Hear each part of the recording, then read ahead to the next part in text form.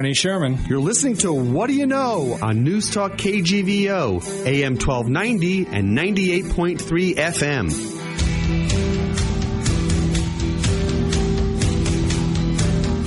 Arnie Sherman, a good Sunday morning to you. Good Sunday morning to you, Scott. I'm just back from a trip to London and Paris. And so went to London and took the Channel and the Eurostar to Paris. And I'm glad to be back. But I wanted to share with you and our listeners something that was very disheartening and disturbing to me, which was... What was that? It used to be that Europe and the rest of the world was kind of far behind the United States in infrastructure and transportation. Our airports were fantastic. Our train stations were great. You know, our subways, all those sorts of things were, world class and held in high esteem. And I just, went through this experience of going to Europe, coming out of COVID just like us. And the experience there was fantastic. Arriving at Heathrow, it didn't take more than 20 minutes to clear customs and leave the airport. Getting into town was very easy. They have a direct train you can take right into town. I went to from Paris to London to Paris on the Eurostar through the Channel. You had to clear both British and European Union customs. They did it all at the train station. 10 minutes to do that. Arrive in Paris, same thing. Everything all integrated. It moved smoothly. Left at Charles de Gaulle to come back. 30 minutes from the time walked out of the Uber into the terminal till we cleared everything. And then we arrived at the new airport in Salt Lake City. And it was a disaster. Aye. It was a disaster. We landed in a terminal.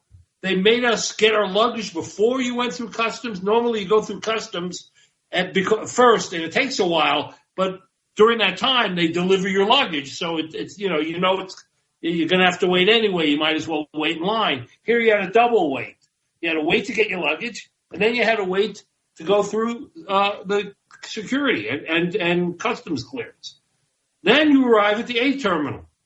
Many of the flights, particularly the ones all to Montana, are in the B terminal. It's a 35-minute walk. There are some partial people movers along the way, but there's a nice sign that says, "Pardon our inconvenience. It'll all be improved by 2024, 2 years from now." Then you go, and you got to go to the B terminal. You go down, and there's a tunnel that goes across all the runways. And then you come up on the other side and have to walk half a terminal. And then you get to the gate that goes to Montana. And when they call the plane, you go down and you walk through a third of a mile of ramp and canopied walkway to get to a bus to take you to your plane. So here I am in a place, going through Europe, which used to be very difficult, and I didn't like that part of travel. And I come back to the United States, and it is third world. And I hear from people, Denver's that way, a bunch of other airports are that way. I looked at the train was going smoothly. Not a drop would spill out of your drink on the train, and it was going 160 miles an hour. Through the Channel. Through the Channel. You can't get a train here that goes over 50 miles or 60 miles an hour, and they bounce all over the place. When people are worried about spending money on infrastructure in this country, we have a bill to improve infrastructure, and it got whacked in half, and we really are non-competitive at this point with the rest of the world in terms of not only this transportation, but this same system moves cargo and moves, raw materials and all that sort of stuff. And the rest of the world, particularly in the countries that we need to depend on, seem to have their act together. And then they show up here in the United States and our ports are jammed and our airports, even the brand new one in Salt Lake City, is a disaster. And I'm just wondering, where's this American exceptionalism that we used to be so proud of? So that's I wanted to share with you, and it's sort of my bone to pick. And then certainly if any listeners have an American exceptionalism story they'd like to share with us, I'd like to hear it, because my experience on this trip and other trips have just demonstrated that we have fallen behind the rest of the world. And it's sad to me that that's the set of circumstances. Maybe we have the biggest army. Maybe we have the biggest number of nuclear weapons. Maybe we have the best sports stadiums. But the things that are important to daily life, we are falling behind the rest of the world. It's sad to see, isn't it? It's sad to see, and places even a great more emphasis on what can we do in our own backyards to make our lives better, sure, and to make our experiences where we live and work better. Because you're right, sometimes you get out of that bubble, and you see how the rest of the world has caught up and surpassed us. I was staying at a hotel, and you have to take a COVID test to come back to the United States, which is understandable. And I went down in the lobby, and I said to the folks, I need to get a COVID test to get back. And they said, when would you like the doctor to come to your room and give you the test? So I got the test. It was $30. Nothing. Yeah. It works. It speaks to how they have made it so much easier for people to move in and around their country and to accommodate them. And it's almost like we botched so much over the last couple of years. Somewhere along the line, putting aside Democrat, Republican, somewhere along the line, this thing of USA, and our exceptionalism and how we lead the world and everything. Go out and see the rest of the world, particularly the developed world. Europe and parts of Japan, Asia, Singapore. Go look there. Make your own determinations. But we need to do something. And it was blindingly obvious to me on this trip, on the little things that are important to daily life. The rest of the world has moved ahead, and we have sort of have our foot on the gas and the brake at the same time. Agreed. Well, look. It's a good lead-in, actually, to our guest who's coming here. Speak about somebody. Need the help of a clergyman after this. You're going to need the help of God, yeah. We have the conduit on our show this week. Rabbi Chezky Vogel from the Missoula area, Chabad, who has a lot of interesting things to share with us. Can't wait to have him on the show. Look forward to talking to him today. It'll be an interesting show. Absolutely. All right, when we come back, our guest will be Rabbi Chezky Vogel. Back after this. Chronic pain gets in life's way. But now you can fight back with chronic strength using the Vim app from the Arthritis Foundation. You'll find tips and tools to help you manage your chronic pain, set achievable goals, and be a part of a community that offers support. With the Arthritis Foundation's free Vim app, you'll take back what chronic pain has taken away. Download Vim at arthritis.org/Vim. That's arthritis.org/VIM. Arnie, we are back with our guest, Rabbi Chezky Vogel of the Chabad of Missoula in Western Montana. Rabbi, it's a pleasure to have you on the show. I've known the rabbi for a couple of years now. He's been here for a while. But for our uninformed listeners, tell them a little bit about what the Chabad is about. Sure. First of all, thank you so much for having me on. It's really a pleasure. And what you guys do for the community is unbelievable. We've been here for about 4 years. Chabad has been here since 2014. It's had a presence in Montana since 2011. I represent the Chabad organization, which is a global Jewish outreach organization. Really became about outreach when I moved to America in 1940 from Eastern Europe. Essentially, the way we build the network is the central organization in Brooklyn will send out a family or a couple to establish a center and start building a community in cities and towns that really need it, that are lacking that Jewish vibrancy. Obviously, in the beginning, it was cities like Detroit and Chicago back in the 30s and the 40s. And as time went on, the smaller cities became a prime target. And the idea really is to create a space that is open, that's inclusive, where anybody of any age can come and experience their Judaism in a Jewish environment. The way we do that, because it's a challenge, if you're servicing all the different parts of a Jewish community that might not even be a community yet, right? It's just a bunch of individuals. First of all, the idea of availability, that there is that space, but to create a lot of different programs geared towards a lot of different groups. And then to build on those with consistency. And as the community builds organically, something, that community emerges in a very beautiful way, in a very grassroots way, and you grow together with the community. So it takes a lot of time. But, I've been here for almost 4 years, about 3.5 years now. And even with the interruption of a year and a half of COVID, we've managed to create something very beautiful. So we're a small town. We probably don't have a large Jewish population. You can expound on what the Jewish population is here. There has been and is a synagogue here, Har Shalom, that's been here for a while. So is there enough of a population, in essence, to go around to support both organizations?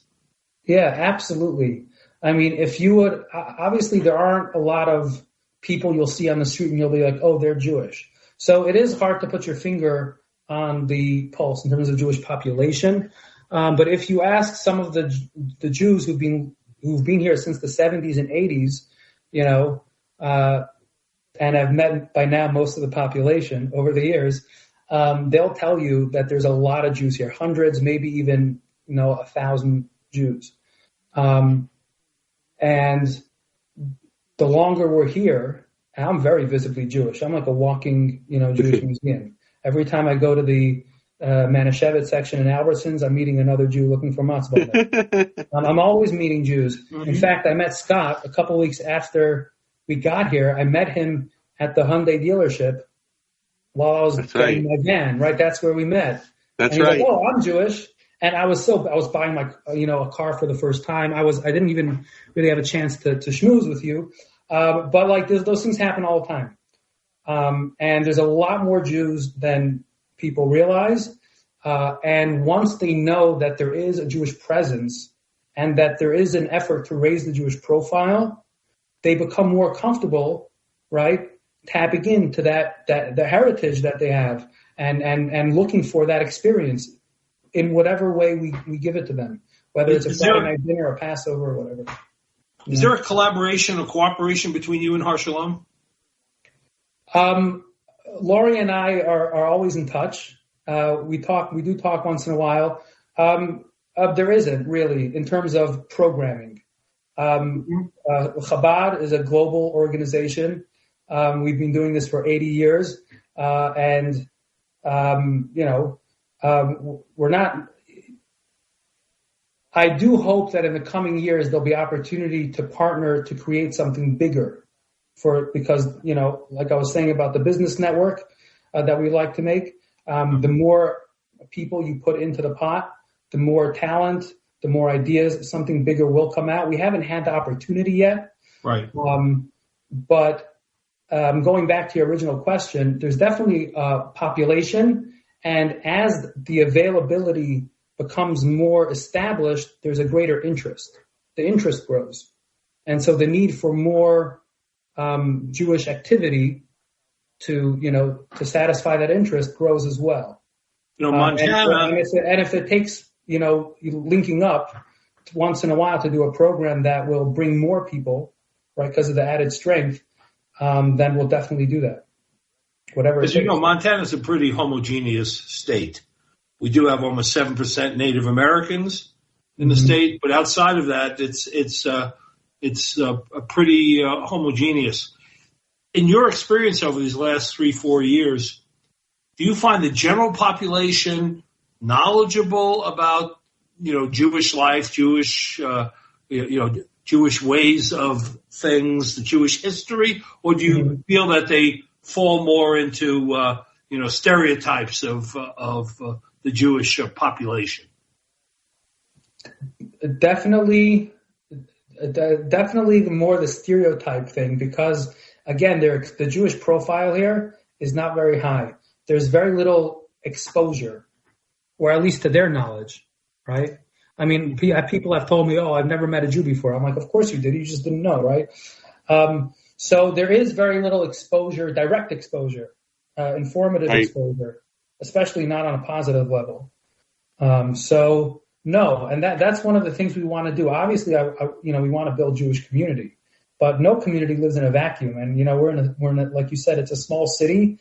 Arnie, you called it a town. I know some people in the beginning. I called it a town too when I first got here. Some people objected to that. Whether it's a city or a town, it's definitely small, and we see ourselves as part of the broader landscape of Missoula, and we feel like we want to contribute to that as well, to the larger city. It's what's interesting is that so you've been here for 4 years, and Rabbi Barry Nash was here prior to that. And what is nice is I think the Chabad in many ways is visible in the community, and people know you, whether it's across the political landscape, the cultural landscape, or business. People do know you, and that's a good thing. And I'm curious, how have you been, when you introduce yourself to these different kind of groups and have over the last 4 years, what's been the response and what's been the feedback, and support? Look, people have been extremely accepting and appreciative of our presence. People want to see, let's just start with the cultural diversity aspect. People really want to see that. The university has every year, a few days of cultural lectures that they do. We're there every year. They're very happy to have us. Every couple months we get a call from a local school that asks us to come in and do a Jewish demonstration, challah baking or something. We just did a model matzah bakery at the public library. So the city as a whole has been very appreciative, not just accepting, and individuals as well. And in general, I found that, when people see that you're proud of who you are, your identity, you're not embarrassed of it, they'll respect that, at least grudgingly, And some of my closest friends in Missoula are not Jewish. These are people I have coffee with every few weeks, every month. But they're just fascinated with what we do and fascinated with the idea of having coffee with the rabbi. They have a lot of questions, and yes, they are extremely accepting and appreciative as well. One of the challenges that you have, as does every other clergyman that I know, is that a majority of Americans now are atheists. Mm-hmm. And the ones that aren't don't attend services on a regular basis. Yeah. They have some kind of spiritual connection to their heritage and their roots. But America has kind of drifted away from, the church or the synagogue as being a integral part of their life. How do you, relate to all of that? That's a very good question. There are some cultures and religions that are very prayer hall centric, right. Very synagogue or, whatever it is. Building. Call it.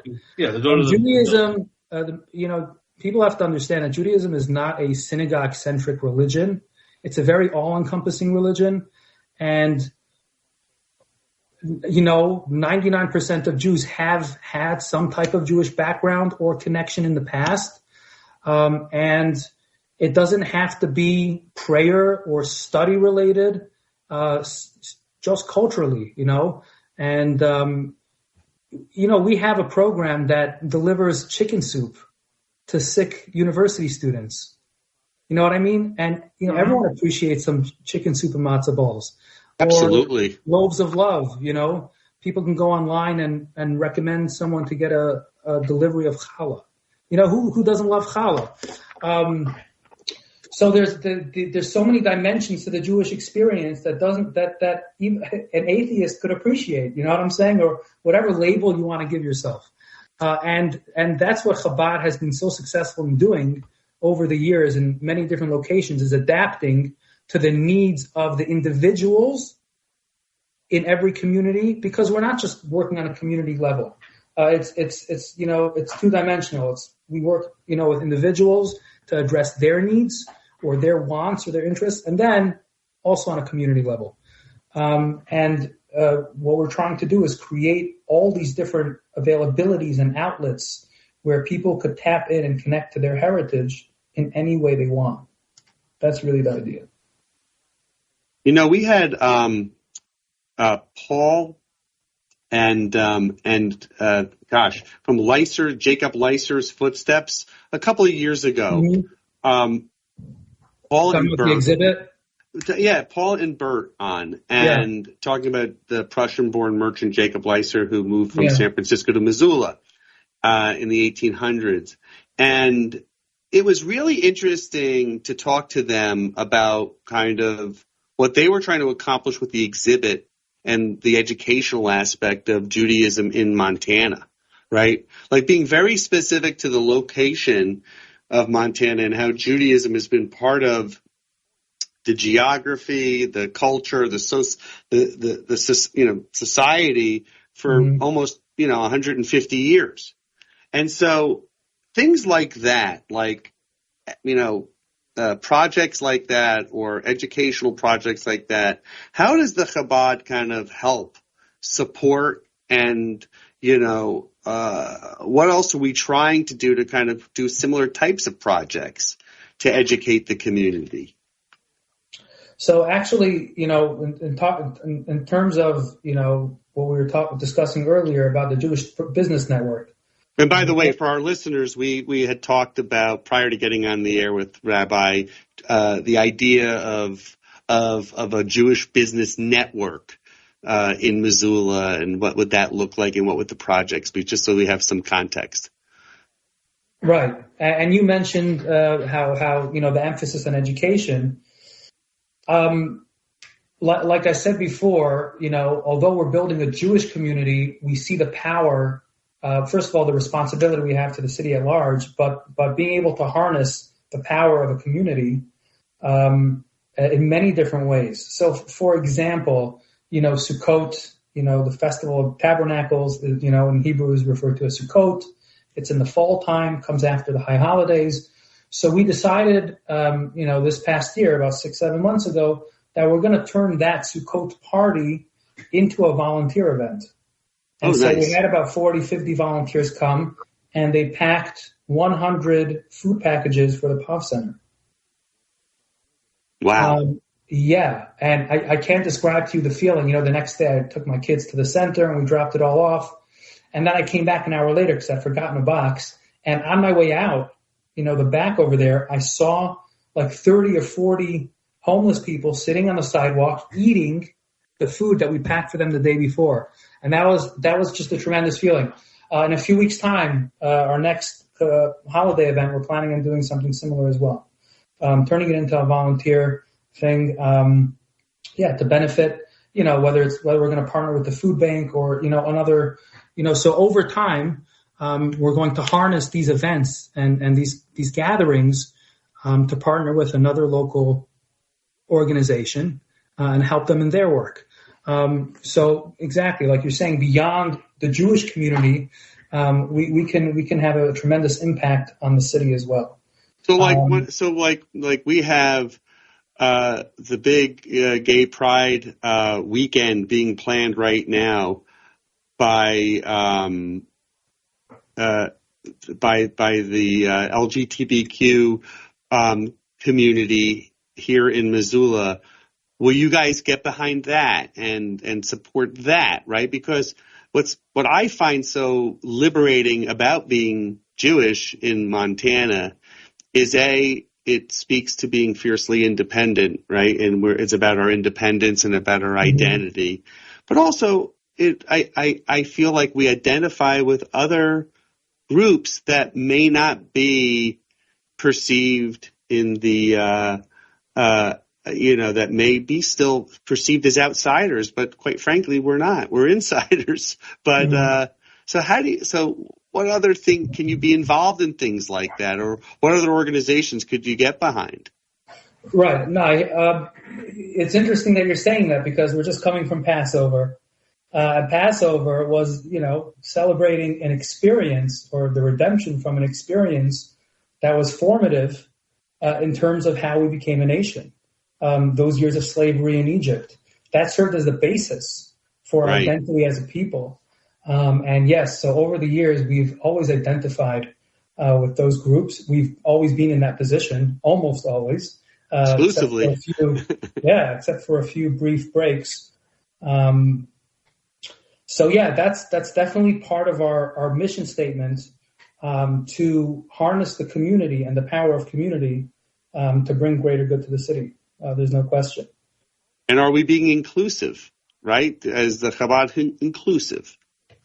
Yes. I get this question a lot. I'm this and that. Am I welcome? Is it okay if I come this way or that way? And yes, the answer always is, everyone is welcome at Chabad. Regardless, every single event that we do, that requires some form of pay, there's always a fund so on every single level, everyone is included, and our goal is to make everyone comfortable. So that's a great question. So I know, a lot of young people in town, I deal with a lot of different people in town that are, in their 20s and 30s. They're new to town, or they've come as students, and they may not be Jewish, but they have an interest in the religion and in the cultures of the religion. Are they welcome to participate? Or are there forums you can create for them to participate, to understand Judaism better? Everyone is welcome at the events, unless we have a space shortage. So if there's a space shortage, and only for very specific events, right? Okay. But 9 out of 10 events, everyone is always welcome. There's always room for everybody. And for someone that's, I want to touch on this quickly, if you don't mind, but for someone who's not Jewish that's expressing interest in Judaism, I always like to sit down with them for a coffee and ask them why they're interested, what their interest is. And if it is, as it often is, beyond just, a basic interest or fascination with Judaism or Jewish history or culture, sometimes it's I've gone to church for 20 years and I've come to this, I've had this idea that in order to be spiritual or be connected to God, you have to be Jewish. That's a very big mistake. And so I always try to explain that to people first. Everyone has the ability to connect with spirituality and to God in different ways, right? You don't have to be Jewish, right? So to connect in a spiritual way. It stems from that misconception. But everyone is welcome at Chabad to experience in their way, however they choose, whether you're Jewish or not. Which is really nice. I think that there is a trend, especially after these last 2 years, where people spent so much time isolated and by themselves, and they want to be a part of a group again and feel more comfortable being a part of a group. Then, even though COVID's not over, people are starting to really desire to be part of something. I think that how inviting and inclusive we can be, or you can be as a group, and Har Shalom could be as a group, and the LGBTQ community could be welcoming in folks into the group, how important that is right now, because people have been starving for that connection, and they admire, and in some ways it's funny that you say that, but someone said, I feel like I have to be Jewish to have a spiritual connection to God. That's what I've come to the conclusion. But that may not be true. That, to your point, they can do it through whatever religion they are, but they do admire Judaism because... It doesn't even have to be through religion. So that's the thing. Great point. Right. God is not a religious thing. It's a thing. It's a thing. It's a spiritual concept. Hashem for all. Hashem, or however you're going to say it, Allah. But there's no... Right.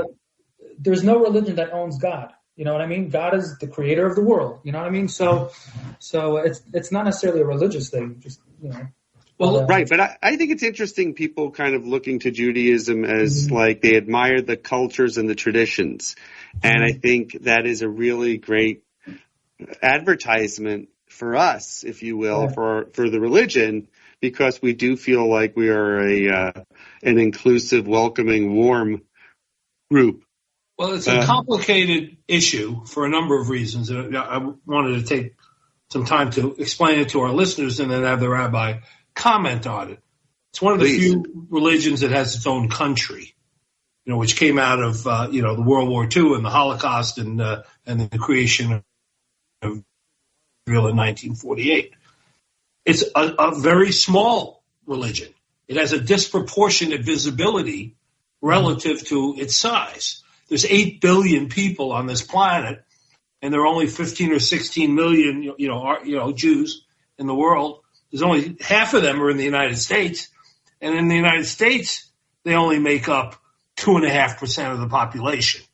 So half of them are in our country, and they make up a small part of the population, but they are disproportionately represented in a lot of leadership roles and positions in science and medicine and entertainment and other areas, which has become a lightning rod for people that are into religious confrontation, or however you want to describe it, who have views that get promulgated as anti-Semitic. And sort of I wanted to roll that out there and then lead into sort of this for you, Rabbi. We have this Ukrainian situation that's taking place. There are probably 200,000 or 300,000 Jews in the Ukraine, and there are probably that many in Russia. And does your organization have a position on this? I mean, what's your thinking about what's going on there, and what role the Jewish community ought to be playing in that area, given that that's a significant portion of the whole corpus of the Jewish population on the planet? Right. Yeah, Chabad has a huge presence in Eastern Europe, Ukraine, Russia.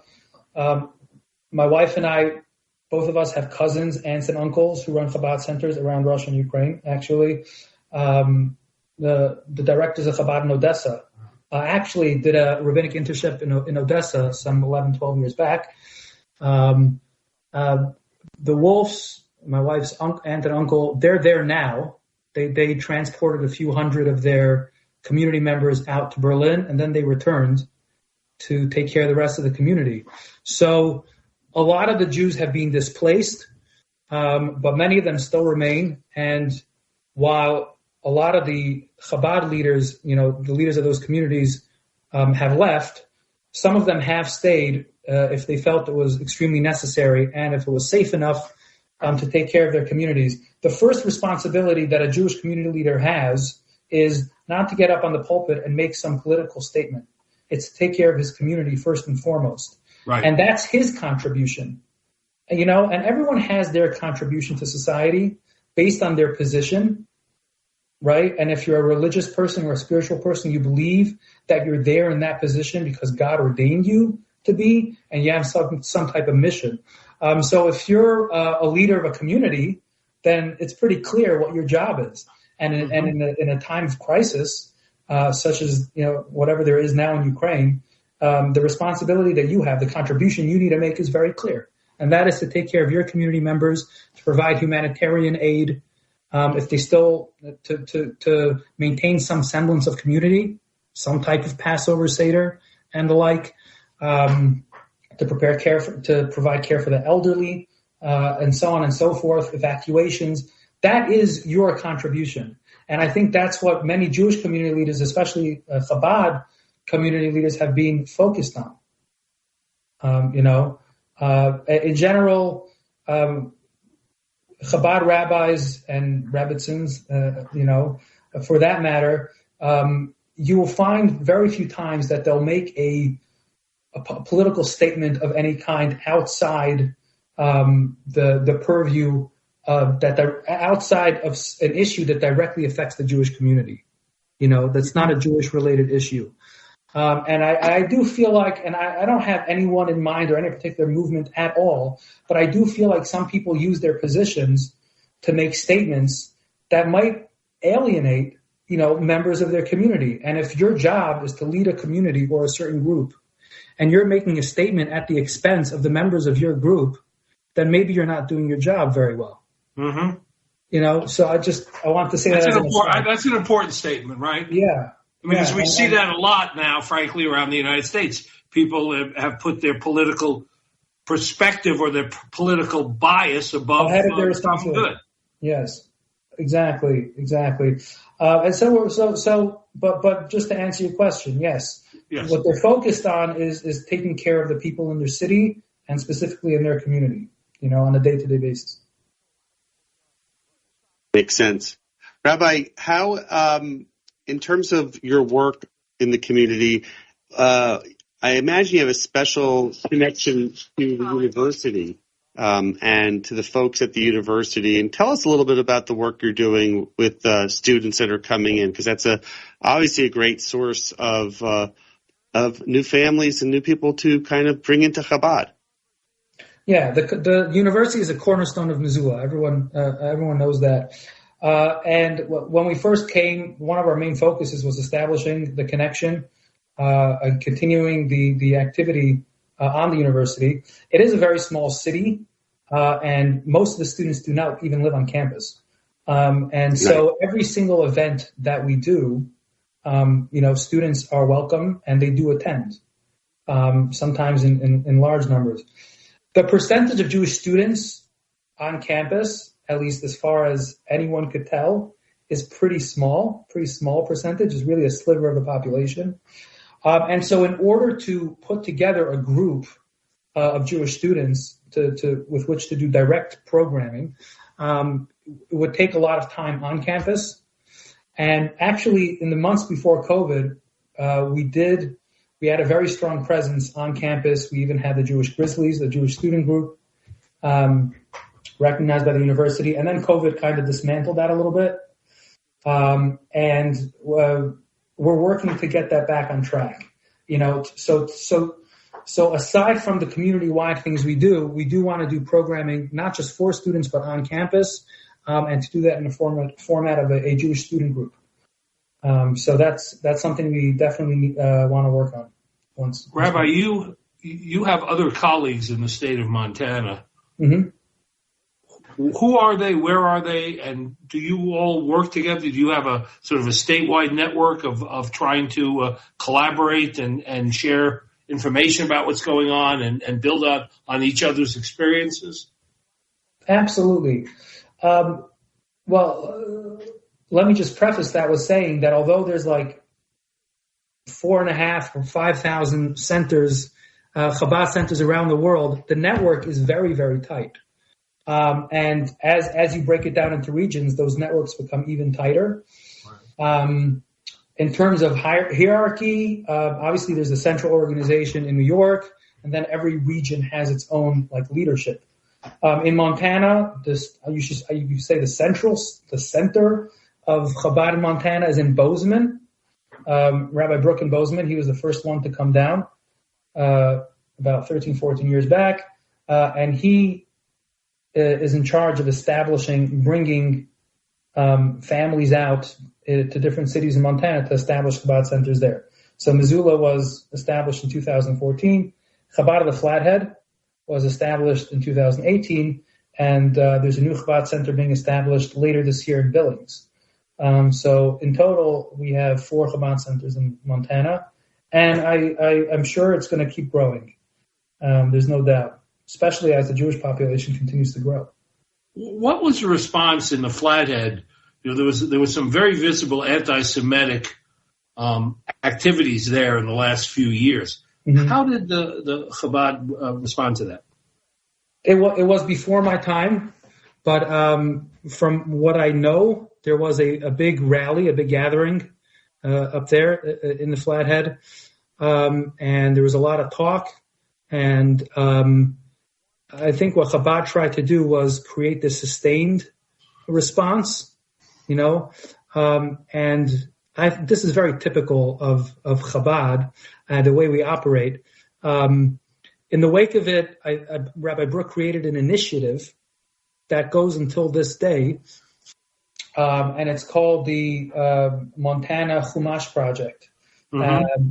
And every single Jew in Montana is able to receive their own Chumash, which is a Hebrew Bible, obviously with English translation and commentary, and it's a great source of study. But just the idea of having a visibly Jewish book in your home, on your bookshelf. Again, it's about raising the profile and making people comfortable and feel safe that they could be on some level openly Jewish and identify as a Jew without being threatened. And when that is threatened, the way a person should respond is by saying, no, I'm not going anywhere. I'm going to strengthen that identity. And so that has always been across the board Chabad's response. You're going to anti-Semitism. Yeah, we could lecture about it. We can make people aware about it. Awareness is important. But the ultimate response has to be a strengthening of identity and visibility. So exactly. Rabbi, have you, in your 4 years here, experienced any level of anti-Semitism from just people that didn't know you? Not from individuals, but a couple months after we arrived, there was a few weeks of, I call it the anti-Semitic pamphlet series. Like every few days, a new pamphlet or paper would drop, sometimes around the university area, around town. Right. It went on for 4 or 5 weeks. And I think the last publishing, I finally got one on my doorstep. But I was feeling left out for a while. I don't think it was targeted. It was just one or two, bored, angry people. And usually that's what it is. What we decided to do in the wake of that, we decided to make a Jewish concert. So we partnered with the university, as they were targeted first. We partnered with the vice provost and the university to make a Jewish concert in Bonner Park. And a few months later, I think it was beginning of September, we flew in a Jewish band from New York, and we sold kosher hot dogs and burgers. And we had some stands and clowns. I mean, just a big, community event that was specifically in a very public place, with high participation. And we did choose music because going back to what we were talking about before, adapting to the city. I know music is a very big part of music and food is a very big part of Missoula. Yes. And so we leaned into the Jewish music and open barbecue thing. And it was a beautiful event. And we were planning on making it annual, but then, by next year, COVID was here. But definitely something we want to keep doing. The Jewish music festival idea. So, Rabbi, one of the things that Arnie and I love talking about on this show is food and the food from back our childhood and back, and not even childhood, from back east. Yeah. And I do know that your predecessor, he always brought in a selection of kosher foods that were flown in or shuttled in. Well, we have a new bagel store that just came in, Brooklyn Bagel, and Arnie and I are going to have him on the show next week. And his name is Les Feynman, and he is half Jewish, half Italian, which is funny because that's it a represents. great combo. It's a phenomenal combo from Brooklyn, and it represents his what he's going to be bringing into his store there on North Reserve. It's Italian food from Little Italy, and it's Essa bagels from and Acme and lox and whitefish spread from Acme, all from Brooklyn. So we're excited about that, but is that something? How do you feel about the food here? I know that you keep kosher, but are there places that you like to go in town? There really aren't any kosher establishments. As traditional Jews, we keep kosher, and so like you said, like Barry did before us, we do truck in all our kosher food. I mean, you could buy bagels in Walmart, Philadelphia cream cheese and lox. Not the same. It's not from Brooklyn, but there's a lot of kosher food you could find in any given supermarket. But some of the more specialized items like meat and that type of stuff, poultry, that stuff we need to bring in from outside. Let's take a quick break. Our guest is Rabbi Chezky Vogel. He is with the Missoula area Chabad. Back after this. Arnie, we are back with our guest, Chezky Vogel. Rabbi, so if people want to get in touch with you, they want to have coffee with you, they want to, explore their spirituality or their understanding of, Judaic roots and all that sort of stuff, how do they find you? How do they get a hold of you? Yeah, you can find us on Google. There's a phone number there. That's my direct line. My email address is rabbi@jewishmissoula.com. We have a website, which is probably the best way to get in touch and get involved on some level. What's the URL? jewishmissoula.com. And if you want to really stay informed in terms of what we're doing, well, there's plenty of information online, but you could also sign up on the bottom of the homepage for newsletter updates to join our email list. Everyone is welcome to get involved on whatever level, in whichever way they like. There's a lot of different ways. We have so much to ask you about, Rabbi, but in our remaining moments, you're obviously originally from Rochester, New York. Mm-hmm. Was this your first big, move out west, was coming to Missoula, Montana? Yes. Well, I grew up in a family. My parents established the Chabad Center in Rochester back in 1981. And so I grew up very much in this lifestyle. I didn't grow up in a religious community, although I'm religious. Rochester had a very limited religious community. Actually, my father was a campus rabbi. He split his time between community and campus. Okay. And so I grew up in this environment, and I always knew that, come the time, I get married, I start a family, and then I'm going to want to establish my own thing somewhere else. And there was a lot of options, New Zealand, Florida, wow. But the goal was always, regardless of where we would go, to establish something new, to build. Missoula came up. We visited in the summer of 2018. I think even before the plane landed, just what I saw from the window. I mean, I was immediately in love with the place. You didn't know you were going to get the same winter weather as Rochester. Actually, Rochester is a lot worse. I'm sorry. I know. It's biting. Everyone thinks that, Montana winters are horrible. They're the worst. We're near Lake Ontario, so. Are there any upcoming events, Rabbi, that you want to make our audience aware of? Things that are happening in the community? Sure. The next few events, I can just have a look at my calendar. So Saturday, May 7th, we do a monthly Shabbat morning service. So our next Shabbat morning service will be May 7th in the morning. Details are online. We also have a Jewish Women's Circle. That will be on the 15th, I believe. Okay. And then we also have a Jewish Kids Club.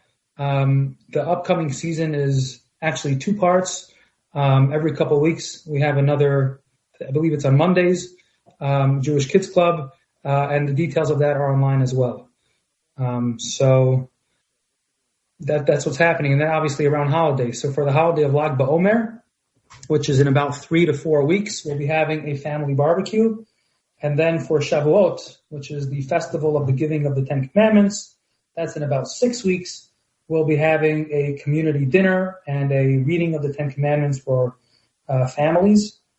And all that info is either available or will be available in the coming weeks online and in our email updates. It's fantastic. Yeah. It's always good catching up with you. It's always good to get your perspective on things. Of course. You guys are great schmoozers. I hope your listeners know what schmoozers means. If we would call the show that, but nobody can spell it. No, but Rabbi, we really do appreciate it, and I hope this is the first of many conversations we have with you. We like having you on the air. We like letting the community know all about the Chabad, the good work you're doing, but also about Judaism here in Missoula and Western Montana, and it's just important for people to understand what we're all about, because the more you can demystify and provide insight and clarity, the less issues people have for whatever reason. So I'm really glad that you're there. Thank you. I appreciate the opportunity, guys. Thank you so much. You take care. See you next week, Arnie. See you next week, Scott. Take care. Shalom. Thank you for listening to What Do You Know? I can't wait for the next show, Scott. I'm excited too, Arnie. If you'd like to suggest a guest, send me an email at scottrichmond@townsquaremedia.com. We'll see you next week. And thanks for listening to Newstalk KGVO,